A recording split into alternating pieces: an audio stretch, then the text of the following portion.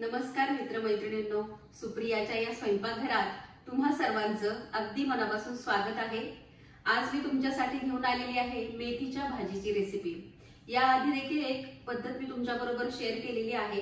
जर तुम्ही पाहिली नसेल तर नक्की ती पहा, वाटलंच तर मी डिस्क्रिप्शन बॉक्स मध्ये त्याची लिंक देईन। आणि आज आपण करणार आहोत मूग डाळीचा वापर करून मेथीची भाजी। तर त्यासाठी काय काय साहित्य लागणार आहे ते आपण पाहूया।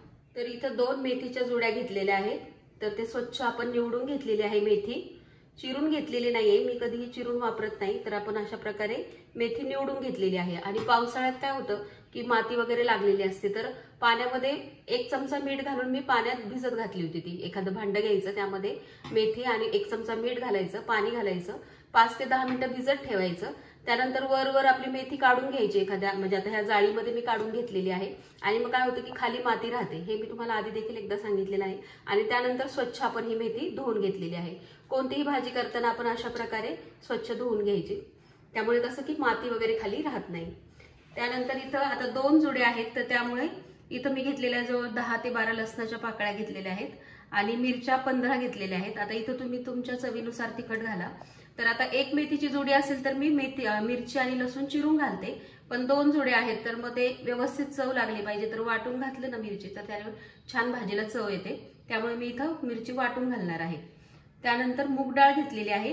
आता ही मूग डाळ मी भिजत घातलेली नाहीये लगेच, कारण मूग डाळ ही पटकन शिजते। तर ज्या वेळेला आपण लसूण वगैरे चिरायला घेऊ, तयारी करायला घेऊ भाजीची, त्यावेळी ती पाण्यामध्ये ठेवायची आहे।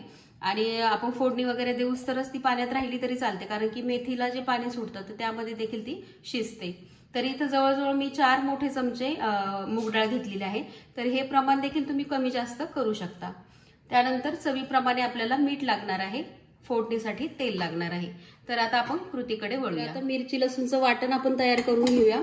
यामध्ये दुसरं काहीही घातलेलं नाहीये मी, मिरची आणि लसूण, आणि आपल्याला पाणी वगैरे घालायचं नाहीये, फक्त त्याला ओबडधोबड असं क्रश करून घ्यायचंय। तर हे पहा, अशा प्रकारे आपण हे वाटण तयार करून घेतलेलं आहे। हे पहा, कढई गरम करायला ठेवलेली आहे। आपण आता तेल घालून घेऊया।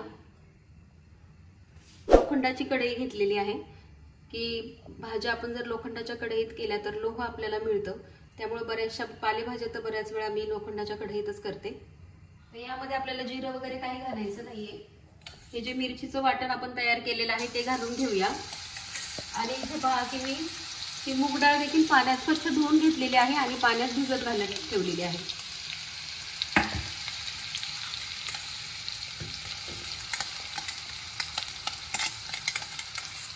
मिरची तेलात घातलं नाही वाटण की लगेच बघा खमंग असा वास यायला लागलेला आहे।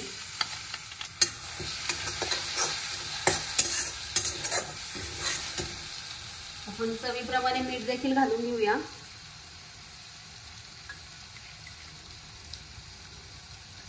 तर कसं असतं की आता आपल्या इकडे भारतामध्ये जर पाहिलं तर मेथीची जी गड्डी असते, तर त्या प्रमाणानुसार 1 गड्डी जर असेल तर 1 टीस्पून मीठ त्याच्यासाठी बरोबर होतं मापामध्ये। तर आता मी 2 गड्डे आहेत, 2 जुड्या आहेत, तर 2 टीस्पून मीठ घातलेलं आहे। कारण परदेशात जर पाहू तर बारीक बारीक छोट्या गड्ड्या असतात तिथे। आता हे आपण 1 मिनिट छान असं भाजून घ्यायचं आहे, परतून घ्यायचं आहे। तर हे पहा, साधारण 1 मिनिट आपण छान असं हे वाटण परतून घेतलेलं आहे। आता आपण मेथी घालून घेऊया।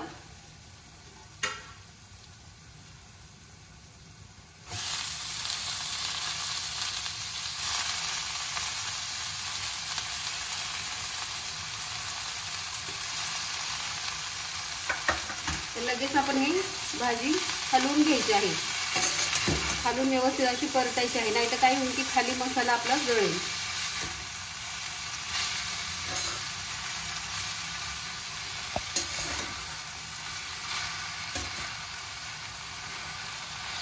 राहिलेली मेथी देखील मी घालून घेते।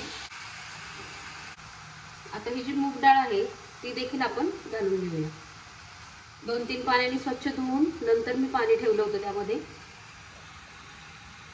पूर्ण भिजवून घेतली की काय होतं की ती जास्त शिजली जाते। त्यामुळं जेव्हा आपण मिरची वगैरे चिरायला घेतो त्यावेळेलाच ती भिजत घालायची। जेव्हा आपलं वाटण परतून झालेलं असतं त्यावेळेला देखील तुम्ही डाळ आधी घालू शकता आणि नंतर मेथी वरून घालू शकता।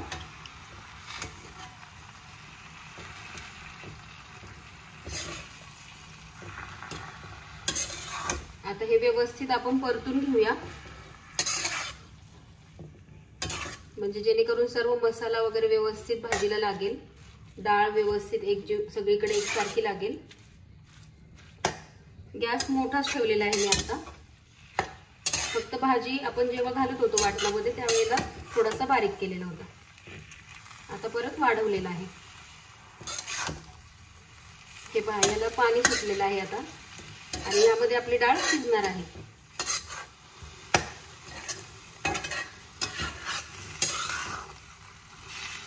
व्यवस्थित आपण परतून घेतलेली आहे भाजी. आता गॅस आपल्याला पूर्ण बारीक करायचा आहे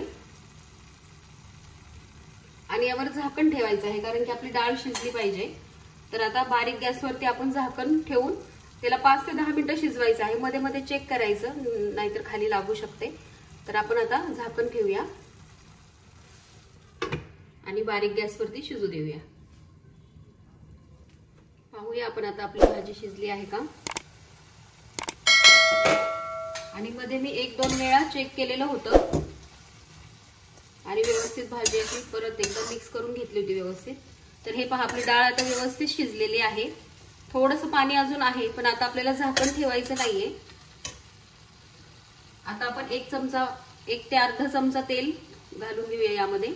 भाजी शिजत आल्यावरती तेल घालायचं, त्यामुळे काय होतं की छान चव लागते भाजीची, कडवटपणा लागत नाही.